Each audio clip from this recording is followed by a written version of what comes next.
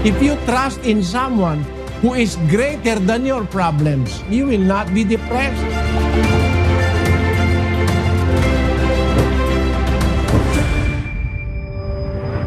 Ang Diyos ay nakakaalam ng pangyayari, pero hindi siya namimilit sa tao. Tawag nga doon sa atin meron tayong free will, free choice. Ang tao, ang anghel, ay binigyan ng Diyos ng free choice. Yung tawag sa Tagalog, sariling kalooban. Meron kang kalayaang mamili. Nagkaroon ka ng depression dahil pinili mo yung mga bagay na kadepre-depress. Tapos isisisi mo sa Diyos, mali yun.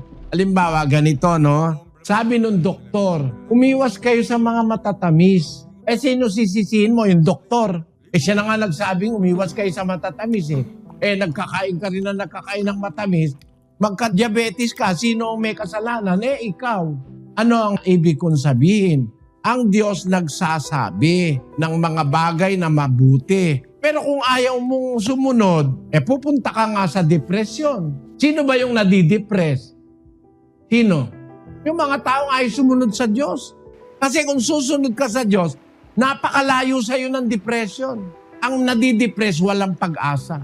Ang sumusunod sa Diyos, laging may pag-asa. Meron siyang Diyos na inaasahan sa buhay niya na makakagawa ng bagay na para sa iba imposible. Paano ka magiging depressed kung meron kang laging inaasahan? Kaya sa Kristiyano, bawal yung mamroblema ma-depress bawal yun Bakit? 5:7 ng unang Pedro. Na inyong ilagak sa Kanya ang lahat ng inyong kabalisahan, sapagkat kayo'y ipinagmamalasakit niya. Yung kabalisahan, yung worries, yung preoccupations, at saka iba-ibang problema, yun ang nagkokos ng depression kung tumusunod ka sa Diyos, ilagak mo sa Diyos yung kabalisahan mo, sapagkat ipinagmamalasakit niya kayo, sabi ni San Pedro. Kaya doon sa 4:6 ng Pilipos, ang sabi, Huwag kayong mga balisa sa anumang bagay, kundi sa lahat ng mga bagay, sa pamamagitan ng panalangin at daing na may pagpapasalamat, ay ipakilala ninyo ang inyong mga kahilingan sa Diyos. At ang kapayapaan ng Diyos na di masayod ng pag-iisip ay mag-iingat ng inyong mga puso at ng inyong mga pag-iisip kay Kristo Jesus. Merong nag-iingat ng pag-iisip at saka puso ng tao para iligtas ka sa depression. Ang sabi, huwag kayong mabalisa sa anumang bagay. Ang sabi sa English doon, be careful for nothing.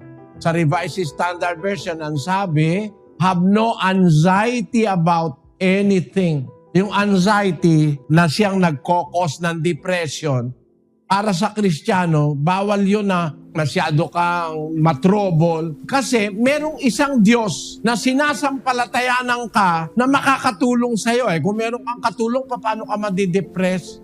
Kaya walang Kristiyanong nadidepress Pagka na-depress ka, hindi ka Kristiyano.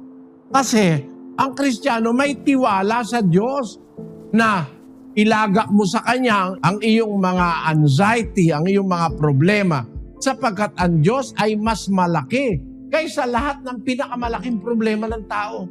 God is greater than all our problems. If you trust in someone who is greater than your problems, you will not be depressed. Siguro kung ako walang nakilalang Diyos sa buhay, baka lang hindi ako depressed. Baka luko-luko labas ko. Tadain ang nasa lunga akong problema sa buhay. Pero salamat sa Diyos. Hanggang ngayon, maliwanag pa naman ang isip ko At nakapagtuturo ako sa maraming mga tao para huwag silang ma-depress. Meron akong kapatid sa Hagunoy na nininervyos Kako Bradeli. Yun daw kanyang palpitation sobra. Kako, ganito. Naniniwala ka ba ang tao mamamatay? Oo raw. Naniniwala ka hindi ka mamamatay kung hindi pa gusto ng Diyos. Nasa Biblia yon. 10:29 ng Mateo. Kahit maya, hindi mahuhulog sa lupa kung hindi pa hintulot ng Diyos. O hindi ka mamamatay kung hindi pa gusto ng Diyos. Kung hindi pa gusto ng Diyos, huwag ka matakot mamatay.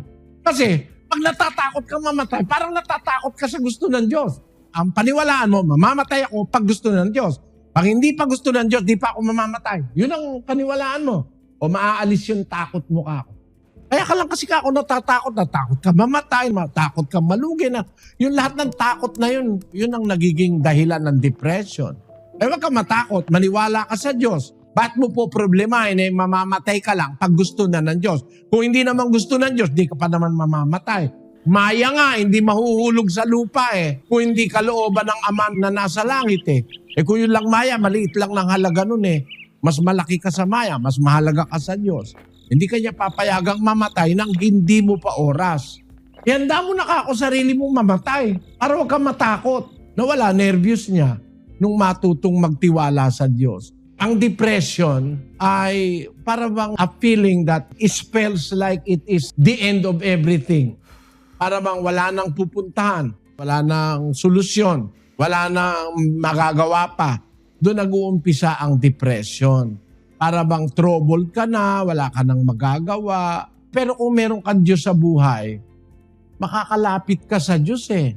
Sa panahon ng pangangailangan ng sabi ni San Pablo sa Hebreo 4:16. Magsilapit nga tayong may pagkakatiwala sa luklukan ng biyaya upang tayo'y magsipagtamo ng awa at mga kasumpong ng biyaya upang tumulong sa atin sa panahon ng pangangailangan. Meron panahon ng pangangailangan tayong hinaharap.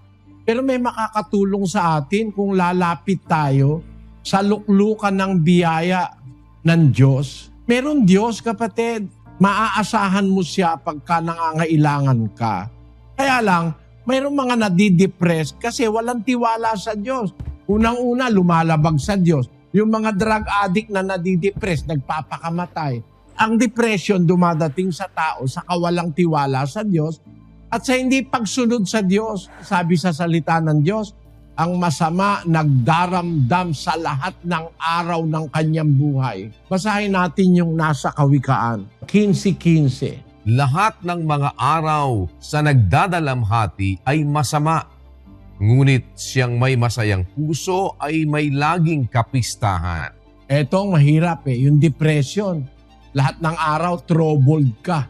Pagka ikaw ay hindi nagtitiwala sa Diyos, talagang magdaramdam ka araw-araw, madidepress ka. Ngunit siyang may masayang puso ay may laging kapistahan. Ibig sabihin, yung may masayang puso, hindi madidepresyon. Kaya nga, ang sabi rin sa Kawikaan, ang masayang puso, mabuting kagamutan, ang sabi sa Biblia.